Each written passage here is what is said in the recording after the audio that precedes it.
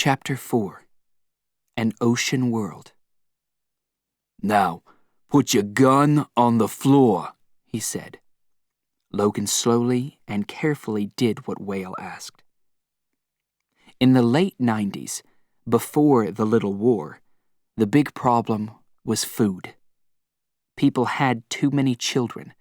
They lived too long. The great green earth could not fill their stomachs and became tired and dry.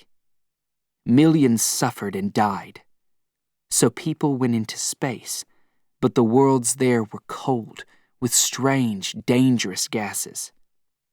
Then there were the oceans, beautiful blue water, wild in places, bringing happiness and life.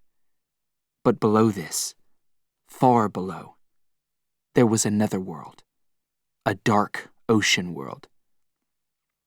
This was where people built their new city of steel and glass. They called this new world Molly, the Queen of the Oceans. She covered hundreds of kilometers. She took years to build. She gave work and homes to 20,000 scientists and their families. She gave food and electricity to the world. Until 6:03 p.m. on March 6, 2033. Then a small movement in the earth cracked Molly's steel. Water came through, destroying more than 1,000 buildings in minutes. 14,000 men, women, and children were killed. This was the beginning of Molly's long war with the ocean. The maze car arrived at Molly, and the seats unlocked. "Exit, please." Jessica looked up out of the car with wide eyes. She followed Logan onto Molly's platform without a word. The great Pacific pushed against the plastic glass all around them. The air smelled old. There were strange sounds like small explosions. "Why are we here? Under the ocean," thought Logan. As Jessica's surprise left her, he saw the hate return to her eyes. "Yes, I've got a gun," he said. "And back in my room, there's a black Sandman's coat. But now I'm a runner, like you." "Sandmen don't run," she said. "And Sandmen don't eat, and Sandmen don't get tired. Well, I'm tired and hungry, and hate it." She looked at him coldly. "You're a murderer. You've chased and killed people like my brother. They were good people. They only wanted to live." "I didn't kill your brother," Logan said. "Maybe not, but you wanted to. That's your job, isn't it?"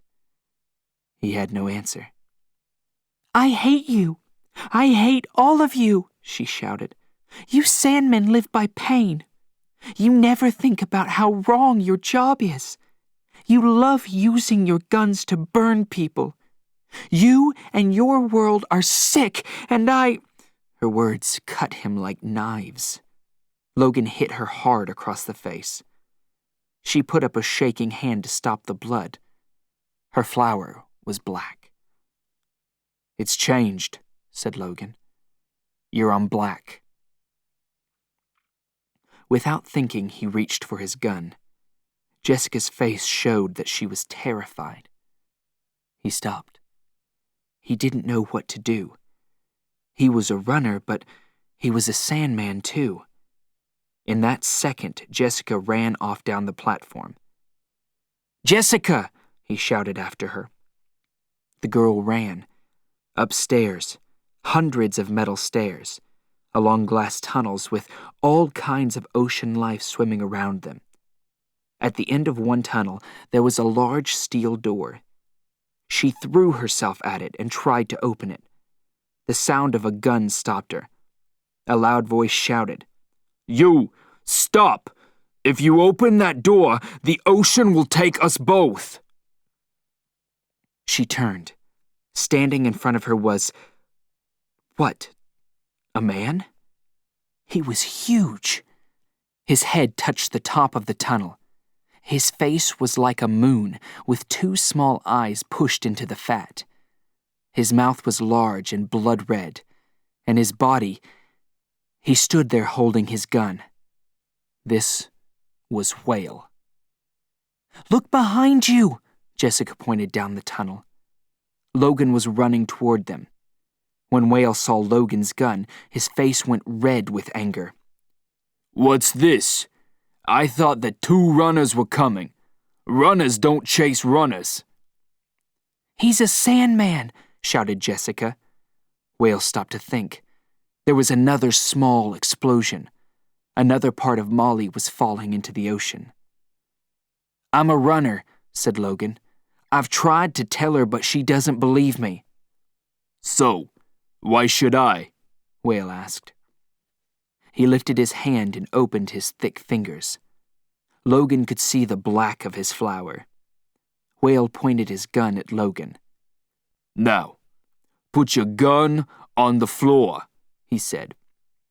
Logan slowly and carefully did what Whale asked. "Okay, now let's take a little tour of Molly," Whale said. He took them back down the tunnel. "You drylanders don't know about Molly. She's a real fighter. She's like me. She doesn't die easily."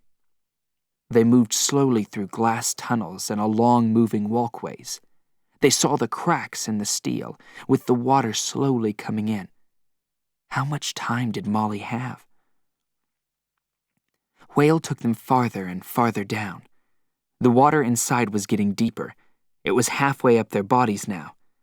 They came to another heavy steel door. Whale slowly pulled it open and pushed Logan into a small, dark room. "Molly's sick down here, and fighting hard," he said. "This wall's going to break soon." He put his hand against it. "You've seen hard times, girl, but I've brought you help." He turned to Logan. "If you want to live, you'll help Molly fight. Keep your body against this wall. Give us all some more time. When it goes, you'll go with it." "Wait! You're not leaving him here," shouted Jessica. "Molly needs him," Whale said. "But you're as bad as he is. You're a killer." "A man kills to save himself." Whale pushed past her and closed and locked the heavy door. Outside, he gave her a key. "Use this at 10:40 for your next car," he said. "Hurry now. You know where the platform is." Jessica looked at him white-faced. "Molly's calling. I have work to do." He turned, moved back along the tunnel, and disappeared. Logan stood in the wet, dark space. His last hope was gone. He was a dead man. Now he knew how runners felt. He knew their fear. He moved slowly along the walls in the dark and tried to find the door. He couldn't find a way out. "Maybe this is my punishment," he thought, "for all the pain I've brought." He could feel the Pacific pushing against the wall. Suddenly, the door opened. "Jessica!" "Quick," she said. "There isn't much time." They ran. "Sanctuary," they said to the maze car. But it didn't take them to Sanctuary. It took them to hell.